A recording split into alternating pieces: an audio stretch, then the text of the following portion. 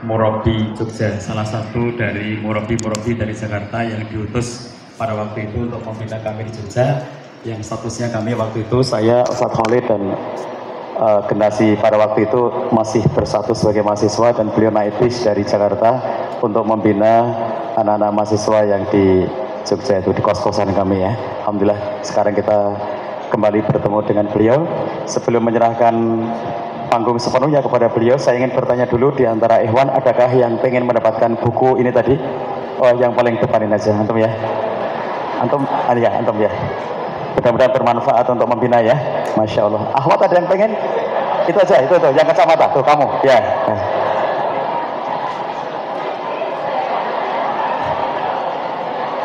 Mudah-mudahan menjadi sarana untuk membina Mbak ya. Mangga, oke. Baik, waktu sepenuhnya kami serahkan kepada Ustadz Onur Rafiq.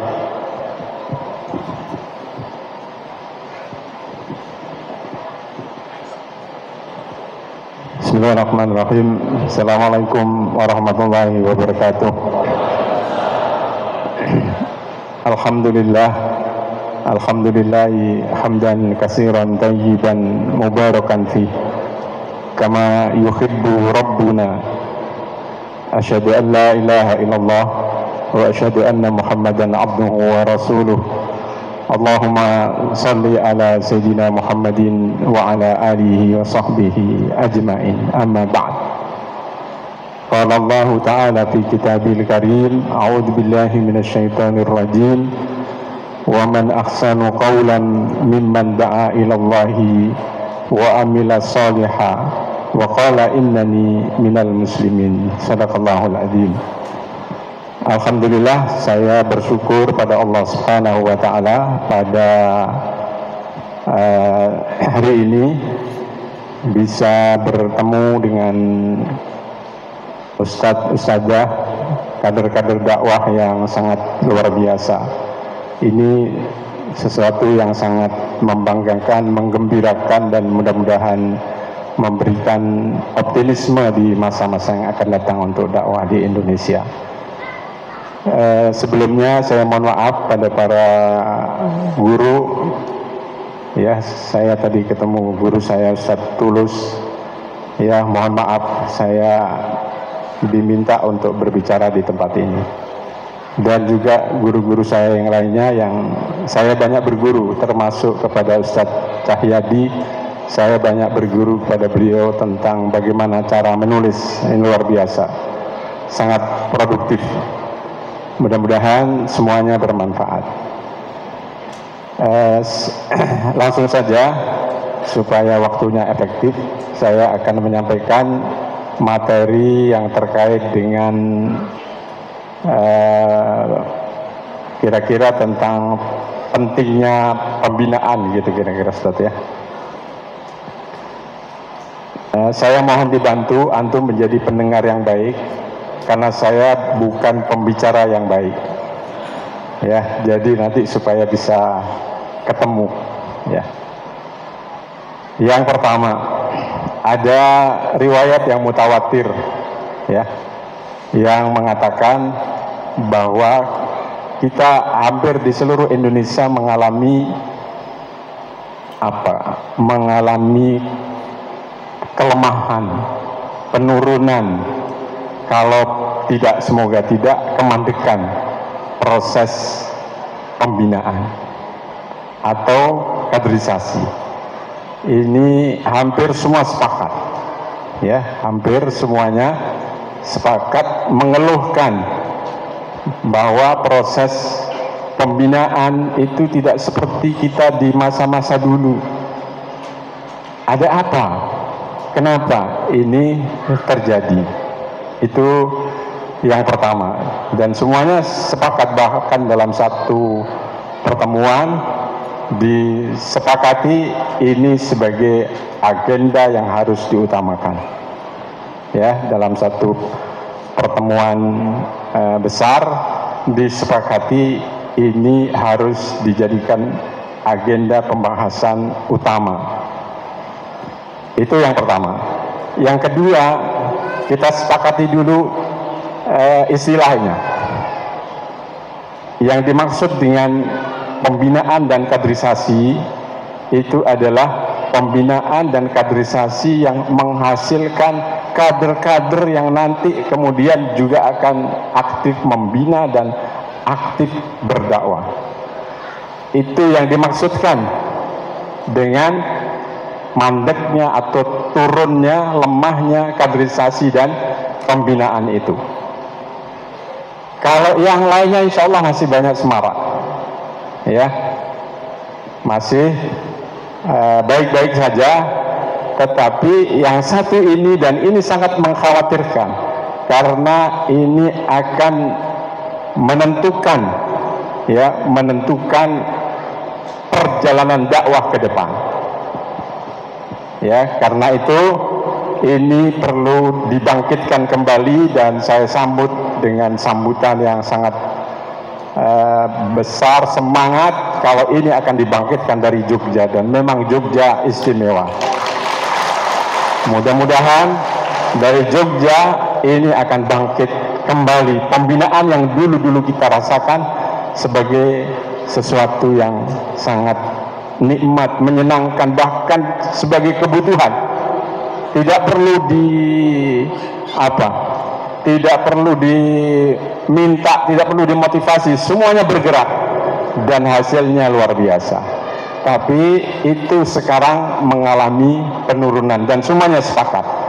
Saya berkeliling hampir di berbagai kota di Indonesia, semuanya mengeluhkan hal ini. Ya. Itu yang kedua. Yang ketiga, tentang pentingnya pembinaan, ya, dengan pengertian yang tadi itu, ya. Ketika saya sebut pembinaan atau kaderisasi, maksudnya adalah itu. Ustadz Said Hawa dalam salah satu bukunya, kalau generasi tua tahu siapa Ustadz Said Hawa, tapi generasi milenial mungkin nggak kenal. Ya, nanti tanya pada generasi yang sudah tua-tua, siapa itu Ustadz Said Hawa. Salah seorang penulis buku yang di zamannya, ya, menjadi rujukan utama. Kenapa kita harus terus melakukan pembinaan dan kaderisasi dalam pengertian yang tadi itu? Beliau menyebutkan ada 3 hal. Karena yang pertama, dalam hidup ini ada yang disebut nufusun jadidatun qadimatun. Ada jiwa-jiwa yang baru, baik yang baru lahir ataupun yang baru kenal Islam. Dan ada banyak qadimatun yang baru datang. Ini jiwa-jiwa ini memerlukan sentuhan pembinaan yang khusus. Dan ada sekian banyak jiwa yang belum mendapatkan sentuhan ini. Karena itu kita harus melakukannya sebisa mungkin. Itu yang pertama. Yang kedua, ada nufusun zahibatun. Ada jiwa-jiwa yang sudah pergi meninggalkan kita, yang dulu, ya, sebagai pembina handal, produktif. Karena sunnatullah, jiwa-jiwa ini sudah meninggalkan kita. Dan mungkin penggantinya belum hadir, belum ada. Nah, ini yang kekurangan ini yang harus kita tutupi. Masalah inilah yang meresahkan beberapa orang nabi. Salah satunya Nabi Yakub. Ketika beliau menghadapi menjelang kematiannya, dia panggil anak-anaknya. Lalu beliau bertanya kepada anak-anaknya, ya, wahai anak-anakku, ma ta'buduna min ba'di. Apa yang akan kalian sembah setelah aku nanti? Nah, ini yang meresahkan beliau. Kalau kita pewaris Nabi, harusnya kita juga resah dengan situasi dan kondisi yang kita alami ini. Jangan-jangan sepeninggal kita, dakwah ini tidak ada lagi yang melanjutkannya. Ma ta'buduna min ba'di. Siapa yang nanti akan memikul tanggung jawab estafet dakwah ini? Kalau kita sekarang tidak mewariskannya kepada generasi di bawah kita. banyak yang sudah meninggalkan kita. Di Jogja sudah banyak, di Jakarta apalagi, di berbagai tempat banyak. Nufusun dahibatun, itu sunatullah, ya.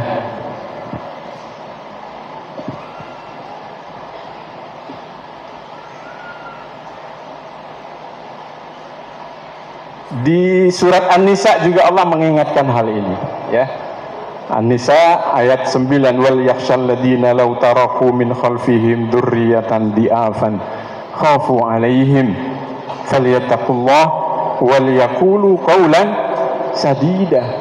Hendaklah mereka khawatir, ya, kalau mereka meninggalkan generasi di belakang mereka, meninggalkan generasi yang lemah, yang sudah tidak tahu lagi dakwah, yang sudah tidak tahu lagi, ya, prinsip-prinsip Islam yang mendasar bahkan. Nah, ini harus membuat kita semua khawatir, ya. Bahkan Nabi Zakaria direkam oleh Allah di surat 38 juga meresahkan akan hal ini. Hunalika da'a Zakaria rabbah. Di sana Nabi Zakaria berdoa kepada Allah, Rabbi habli min ladunka dzurriyyatan thayyibah. Ya Allah, berikan kepadaku dzurriyyatan thayyibah, ya, penerus, pelanjut yang baik yang akan melanjutkan dakwahku ini. Kata para ahli tafsir, Nabi Zakaria itu nabi seorang tukang kayu, tidak punya harta. Tukang kayu apa yang akan diwariskan kira-kira? Paling alat serut dan gergaji. Kalau hanya sekedar alat serut dan gergaji, Nabi Zakaria tidak perlu minta doa kepada Allah untuk melanjutkan profesi sebagai tukang kayu.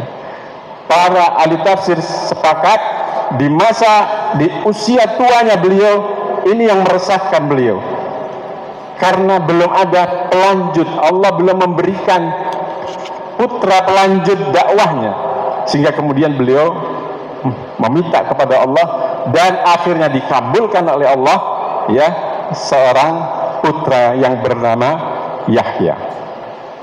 Nah, ini situasi yang harusnya juga meresahkan kita semuanya. Jangan-jangan, ya, ketika kita pergi terjadi keterputusan generasi. Nah, ini jangan sampai terjadi. Itu yang kedua. Yang ketiga, kata Said Ahwah, ada nufusun mutaghayyirah. Ada jiwa-jiwa yang berubah di tengah perjalanan dakwah. Ada nggak yang berubah? Ada. Bahkan yang meninggalkan juga ada. Ini diingatkan oleh Allah Subhanahu wa taala. Fenomena ini juga terjadi di masa Rasulullah sallallahu alaihi wasallam. Walaupun ketika terjadi di masa Rasulullah segera teratasi. Ya, kita bisa baca di surat Ali Imran ayat 152. Ketika Allah mengisahkan perang Uhud, walaqad sadaqakumullahu, ya, wa'dahu ittakhussunahum biidnihi hatta idza fasiltum wa tanaza'tum fil amri wa asaitum min ba'di ma arakum ma tuhibbun minkum may yuridud dunya wa minkum may yuridul akhirah. Intinya, ya, dalam kasus perang Uhud di awal Allah memberikan kemenangan kepada kaum muslimin. Tapi kemudian, ya, setelah kemenangan itu dan sebagian sahabat yang dipesan oleh Nabi agar tidak turun dari bukit Rumat, ya, yang kalau orang umrah pasti naik ke sana, ya, apapun yang terjadi jangan turun. Tapi kemudian setelah melihat ghanimah, mereka sebagian besarnya turun, ya. Wa asaitum min ba'di ma arakum ma tuhibbun. Kalian tidak lagi taat kepada perintah setelah melihat, menyaksikan hal-hal yang menyenangkan. Hal-hal yang menyenangkan inilah yang seringkali membuat jiwa-jiwa ini berubah. Apa perubahannya? Minkum man yuridud dunya wa minkum man yuridul akhirah. Di antara kamu ada yang menginginkan dunia dan ada yang menginginkan akhirat. Inilah yang harusnya terus ya membuat kita semangat untuk terus melakukan pembinaan tadi itu, supaya jiwa-jiwa yang sudah memiliki komitmen dengan dakwah ini tidak berubah di tengah jalan. Orientasinya tidak berubah, tetap jadi apapun dia tetap melaksanakan misi pembinaan kaderisasi dakwah itu tetap dilakukan. 3 alasan inilah yang kata Syekh Said Hawa yang harusnya membuat kita terus melakukan kaderisasi, tidak boleh berhenti. Karena ketiga nufus, jiwa-jiwa manusia ini selalu kita hadapi.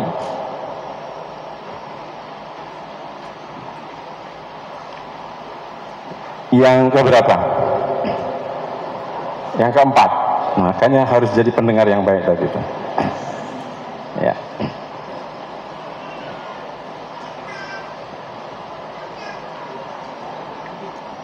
Betapa pentingnya pembinaan ini, apalagi kalau dikaitkan dengan dikaitkan dengan dukungan suara, kira-kira begitu. Ya. Ada satu ayat yang mengisahkan yang jadi pelajaran buat kita semuanya, yaitu ayat yang berbicara tentang Qarun di surat Al-Qasas ayat 79 ayat 79 sampai 80. Allah mengisahkan begini, fa kharaja ala qaumihi fi zinatihi. Kemudian Qarun setelah mengumpulkan orang di alun-alun Mesir, ya dikumpulkan, kemudian dia keluar. Fa kharaja ala qaumi, menemui kaumnya fi zinati, menggunakan baju kebesarannya. Kata sebagian orang, Qarun ini bapak pencitraan di muka bumi ini. Ya. Jadi ya, kalau ada bapak pencitraan, dialah yang berhak mendapatkan emblem ini, uap pencitraan. Dia ini gurunya. Mungkin ada yang belajar dari Qarun. Ya. Dengan baju kebesarannya, dia keluar dengan baju besar. Melihat pencitraan ini, ada 2 reaksi yang muncul di kalangan masyarakat Mesir waktu itu.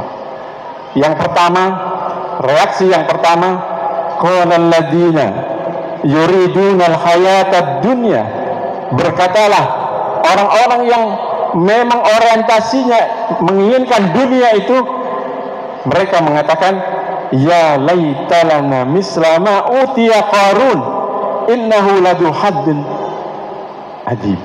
Ya, amboi, seandainya kami punya harta seperti yang dimiliki oleh Qarun. Sungguh Qarun itu orang beruntung besar, orang sukses. Ini kalau orang itu orientasinya dunia. Yang dilihat apa? Pencitraan. Yang dilihat wani piro. Ya, yang dilihat bingkisannya. Mana yang lebih besar, itu yang diambil. Karena orientasinya kepada dunia. Waktu saya kunjungan kemarin ngisi acara di Makassar itu, ada yang bercerita, Pak Ustadz, ada yang lucu katanya. Kenapa? Ada nenek-nenek katanya. Ini cerita pemilu ya, nggak apa-apa, buat pelajaran. Ada nenek diantar cucunya ke tempat pencoblosan itu. Lalu kemudian cucunya kan nggak boleh dia mendampingi situ, dia pergi agak ke sana. Setelah nenek-nenek itu dibuka, rupanya lupa nenek-nenek ini. Lalu dia bertanya dengan suara keras, "Cucu," katanya, "yang terakhir ngasih kemarin itu siapa?" katanya. Rupanya yang diingat yang terakhir. Hati-hati. Ya. Jadi yang diingat yang terakhir. Ya. Ini yang dalam ilmu politik disebut apa? Masa mengambang. Ya, masa mengambang. Tapi perhatikan ayat berikutnya. Ayat berikutnya mengatakan, wa qala alladziina utul ilma wailakum sawabullahi khairun, ya, liman amana wa amila sholihan wa la yulaqqaha illas sabirun. Tetapi orang-orang yang telah diberi ilmu oleh Allah, ya, bisa mengatakan wailakum, celaka kalian. No, kata, mau dikasih berapa saja, no way. Sawabullahi khairun, pahala Allah lebih baik buat kami. Siapa mereka ini? Mereka ini adalah orang-orang yang sudah tertarbiyah, yang sudah terbina dengan baik, sehingga dia bisa mengatakan wailakum sawabullahi khairun. Karena itu saya menyarankan kepada teman-teman, ya, menyarankan kepada teman-teman, ya, tingkatkan pembinaan, lakukan pembinaan, ya, kira-kira bila perlu, ya, tidak usah ngompol 4 tahun, ngomong politik 4 tahun berhenti. Nanti menjelang 1 tahun boleh silakan berbicara tentang politik. 4 tahun lakukan pembinaan intensif. Semua dana kerahkan untuk melakukan pembinaan, insya Allah tidak akan memerlukan kampanye yang besar-besaran itu. Berikan, gunakan dana, semua dana itu untuk melakukan pembinaan. Ya. Kalau satu orang membina 5 grup, ya, itu sudah berapa itu? 50. Dan itu sedikit. Profesor Dr. Irwan Prayitno ketika saya menyampaikan ini, ya, saya pernah menyampaikan ini di kader-kader di Jakarta. Saya tawarkan formula ini. Dia memberikan kesaksian, betul Ustadz. Saya dulu waktu masih mahasiswa, saya seminggu punya 20 kelompok. 20. Wajar kalau beliau jadi profesor dan jadi gubernur 2 kali. Ini real, bisa kita lakukan. Sampai kita bisa menghasilkan orang yang bisa menjawab wailakum sawabullahi khair. Captive market ini namanya dalam ilmu politiknya, Ustaz, ya. Kan itu gunakan. Bila perlu lakukan istihad di Yogyakarta. Tidak ngompol 4 tahun. Ya, hanya fokus lakukan pembinaan dan pembinaan. Bila perlu diperbesar anggarannya, berikan kafalah kepada para murabi yang aktif, yang bisa membina 1 pekan 5 atau sampai 10 pertemuan. Gak apa-apa, berikan kafalahnya, karena memang itu pekerjaannya. Saya usulkan itu, saya selalu usulkan itu, karena ini sesuatu yang penting. Kalau tidak percaya, boleh jadikan pilot projectnya di Yogyakarta. Dan nanti ketika waktunya pemilu, santai-santai saja, insya Allah dimenangkan oleh Allah. Ya tinggal dihitung, kalau satu kader, ya, membina 5 kelompok, kemudian di bawahnya lagi bisa 2 atau 3, tinggal dihitung berapa, kalikan berapa suara yang diperlukan. Itu kalau berbicara tentang suara, karena ayatnya menegaskan itu. Kalau mengandalkan uang, kita tidak akan pernah punya uang lebih banyak dari mereka. Wa qala alladziina yuriduna al-hayatad dunya, nggak bisa dipenuhi keinginannya, selalu yang terakhir yang dipilih dan yang paling besar. Ya, apalagi hanya dengan stiker. Yang bisa hanya dengan stiker itu yang sudah bisa mengatakan wailakum sawabullahi khairun. Tapi kalau masih yuridul hayatad dunya, itu prinsipnya wanipiro. Ya, ini Al-Quran memberikan contoh kepada kita. Karena itu ini salah satu alasan pentingnya melakukan pembinaan. Ya, itu yang keempat. Yang kelima, ini berkaitan dengan kebijakan. Ya. Kader-kader terbina seperti yang dimaksudkan tadi itu, ya, kebutuhannya yang normal, yang baik, minimal 1% dari jumlah penduduk.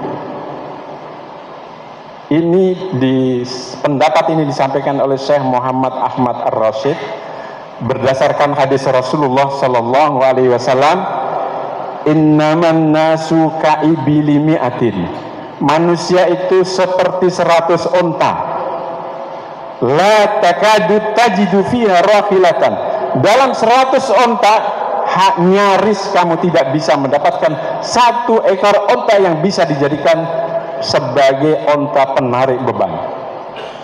Berarti minimalnya 1%. Berapa penduduk Jogja? Enggak, kalau Jogja saja 5 juta. 1%-nya berapa?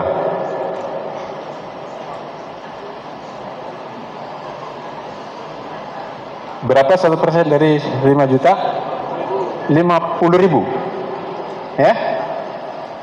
Iya, berapa? Ini matematika.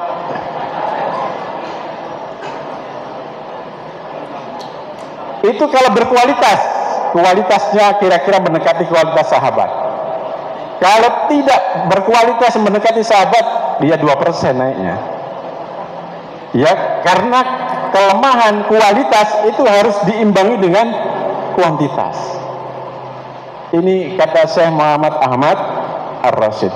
Kalau sudah ada penggerak, kader-kader pembina penggerak 1% dari jumlah penduduk, insya Allah memenangkan pertarungan dakwah itu akan memudahkan.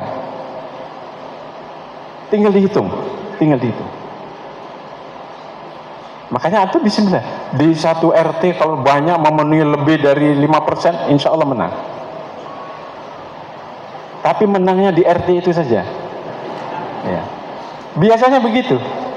Karena ini rumus, kata Syekh Muhammad Ahmad Ar-Rasyid. Apalagi kalau dihitung dengan Indonesia, berapa tadi Set? 270 juta. Berapa yang diperlukan 1% dari 270 juta? 2,7 juta. Masih jauh. Makanya nggak bisa masuk, ya, 3 besar. Karena belum memenuhi jumlah minimal standarnya. Itulah yang dilakukan oleh Rasulullah Sallallahu Alaihi Wasallam. Dan perkembangan kaderisasi yang dilakukan oleh Rasulullah SAW, antum semuanya bisa membaca, ya, sirah. Perang Badar itu jumlahnya 300. Perang Uhud 1000, walaupun desersi 300, tinggal 700. Tapi berapa persen itu? 100%. Lebih. Terus meningkat. Ini yang kemudian bisa membuat dakwah ini, membuat kita tenang melihat perkembangan dakwah. Tapi kalau terus menurun, ini harus membuat kita semuanya resah, memikirkan.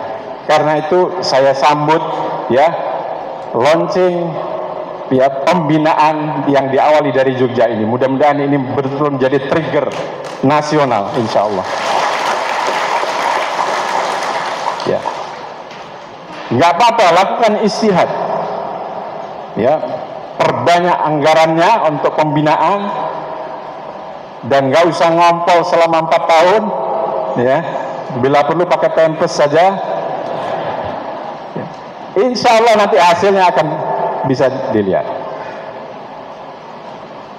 Ya, itu yang ke-5.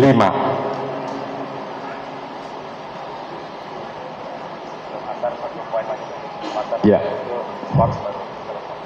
Baik. Yang ke-5, saya ingin mencari apa sebabnya kira-kira. Ya. Sebab kenapa tiba-tiba ada dulu aktif kemudian lemes. Ya, seperti kena DBD. Ya, tiba-tiba kemudian kehilangan semangat untuk membina. Ya. Ada banyak faktor.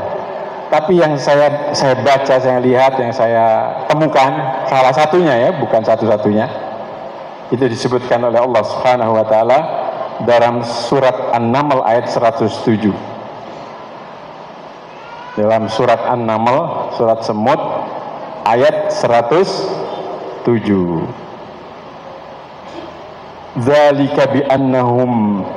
Dzalika bi'annahum mustahabbul hayatad dunya 'alal akhirah wa innallaha la yahdil qaumal kafirin. Yang demikian itu ya karena mereka lebih mengutamakan kehidupan dunia daripada kehidupan akhirat. Zalika itu merujuk pada ayat-ayat sebelumnya. Ya, ayat-ayat sebelumnya itu menyebutkan innalladzina la yu'minuna biayatillah, sesungguhnya orang-orang yang tidak beriman kepada ayat-ayat Allah, la yahdihimullah, tidak akan diberikan hidayah oleh Allah. Yang kemudian yang ayat berikutnya innama yaftaril kadzibal ladzina la yu'minuna biayatillah. Orang yang mengutamakan kehidupan dunia ini daripada akhirat, ini penyakit. Jangan dikira itu bukan penyakit yang menyebabkan tidak percaya dengan ayat-ayat Allah. Kalau konteksnya dengan kita, ya bukan. Berhenti dulu. Baik, nanti dilanjutkan. Jazakumullah khairan. Syukran jazakallah khairan katsiran kepada guru kita, murabi kita.